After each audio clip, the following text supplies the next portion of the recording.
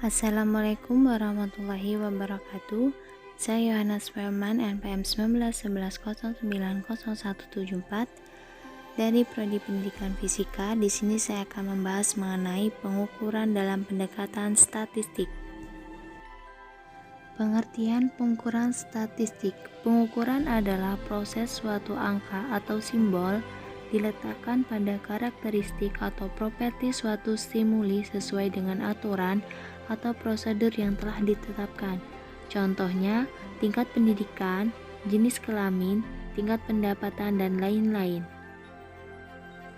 Pengertian skala pengukuran. Skala pengukuran adalah sebuah acuan yang digunakan untuk menentukan panjang pendeknya interval yang ada dalam satuan alat ukur. Dengan menggunakan skala pengukuran, maka alat ukur yang digunakan akan menghasilkan data kuantitatif.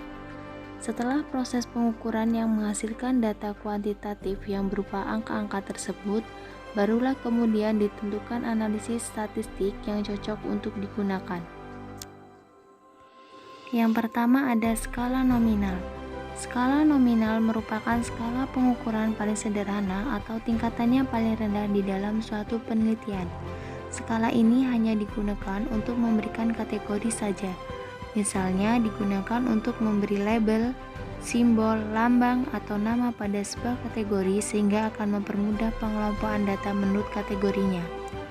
Pada skala nominal ini, peneliti akan mengelompokkan objek, baik individu ataupun kelompok, ke dalam kategori tertentu dan disimbolkan dengan label atau kode tertentu. Kemudian, angka yang diberikan kepada objek hanya memiliki arti sebagai label atau pembeda saja dan bukan untuk menunjukkan adanya tingkatan. Agar lebih paham, berikut ini ciri dari skala nominal, yaitu yang pertama, kategori data bersifat mutuality eksklusif. Setiap objek hanya memiliki satu kategori saja. Kemudian, kategori data tidak memiliki aturan yang logis atau bisa sembarang. Yang kedua ada skala ordinal. Skala ordinal merupakan skala pengukuran yang sudah menyatakan peringkat antar tingkatan. Jarak atau interval antar tingkatan juga tidak harus sama. Skala ordinal ini memiliki tingkatan yang lebih tinggi daripada skala nominal, karena skala ini tidak hanya menunjukkan kategori saja, tetapi juga menunjukkan peringkat.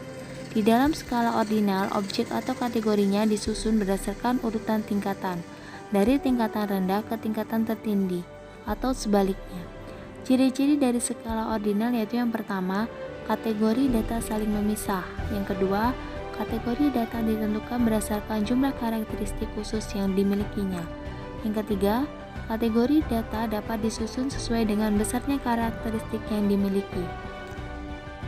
Yang ketiga ada skala interval. Skala interval merupakan skala pengukuran yang biasa digunakan untuk menyatakan peringkat untuk antar tingkatan. Jarak atau interval antar tingkatan hanya saja tidak memiliki nilai nol mutlak. Skala interval ini bisa dikatakan berada di atas skala ordinal dan nominal. Besar interval atau jarak satu data dengan data yang lainnya memiliki bobot nilai yang sama. Besar interval ini bisa saja ditambah atau dikurang. Berikut ini adalah ciri-ciri dari skala interval, yaitu yang pertama, kategori data memiliki sifat saling memisah. Yang kedua, kategori data memiliki aturan yang logis. Yang ketiga, kategori data ditentukan skalanya berdasarkan jumlah karakteristik khusus yang dimilikinya. Yang keempat, perbedaan karakteristik yang sama tergambar dalam perbedaan yang sama dalam jumlah yang dikenakan pada kategori. Yang kelima, angka 0 hanya menggambarkan satu titik dalam skala. Yang keempat ada skala rasio. Skala rasio adalah skala pengukuran yang ditunjukkan pada hasil pengukuran yang bisa dibedakan, diurutkan, memiliki jarak tertentu dan bisa dibandingkan. Skala rasio merupakan tingkatan skala paling tinggi dan paling lengkap dibandingkan skala-skala lainnya. Jarak atau interval antar tingkatan sudah jelas dan memiliki nilai 0 yang mutlak. Nilai 0 mutlak berarti benar-benar menyatakan tidak ada. Skala pengukuran variabel penting untuk penentuan uji statistik yang sesuai. Skala nominal dan ordinal hanya bisa menggunakan uji statistik non-parametrik, sedangkan skala interval dan rasio bisa menggunakan statistik parametrik. Statistik parametrik yaitu ilmu statistik yang mempertimbangkan jenis sebaran atau distribusi data, yaitu apakah data menyebar secara normal atau tidak. Statistik parametrik digunakan untuk menguji hipotesis dan variabel yang terukur. Dengan kata lain, data yang akan dianalisis menggunakan statistik parametrik harus memenuhi asumsi normalitas.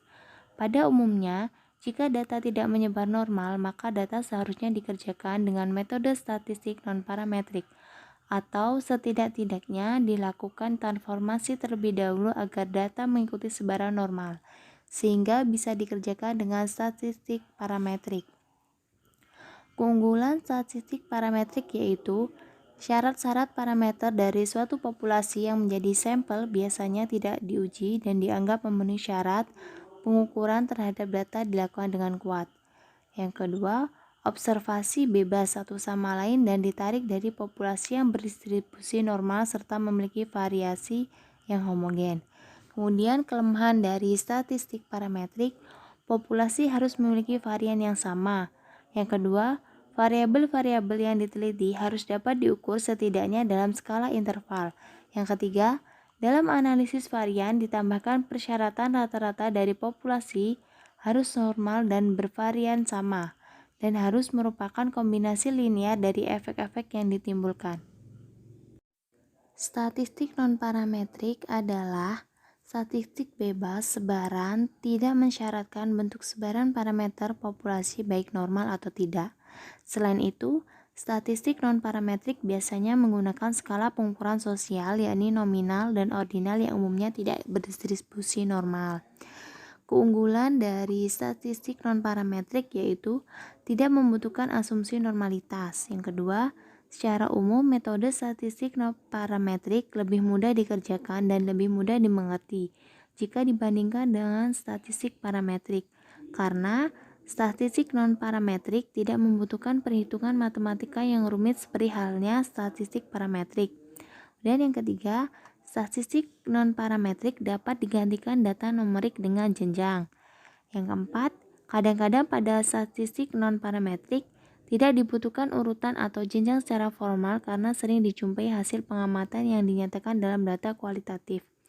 Yang kelima, pengujian hipotesis pada statistik non-parametrik dilakukan secara langsung pada pengamatan yang nyata. Yang keenam, walaupun pada statistik non-parametrik tidak terikat pada distribusi normal populasi, tetapi dapat digunakan pada populasi berdistribusi normal. Kemudian kelemahan dari statistik non-parametrik, yang pertama, statistik non-parametrik terkadang mengabaikan beberapa informasi tertentu. Yang kedua, hasil pengujian hipotesis dengan statistik non-parametrik tidak setajam statistik parametrik. Yang ketiga, hasil statistik non-parametrik tidak dapat dieksplorasikan ke populasi studi seperti pada statistik parametrik. Hal ini dikarenakan statistik non-parametrik mendekati eksperimen dengan sampel kecil dan umumnya membandingkan dua kelompok tertentu. Perbedaan dari statistik deskriptif dan inferensial. Statistik deskriptif bertujuan untuk mendeskripsikan karakteristik data, sedangkan statistik inferensial bertujuan untuk mengambil kesimpulan untuk populasi dengan menganalisis sampel. Sekian yang dapat saya sampaikan, saya akhiri. Terima kasih. Wassalamualaikum warahmatullahi wabarakatuh.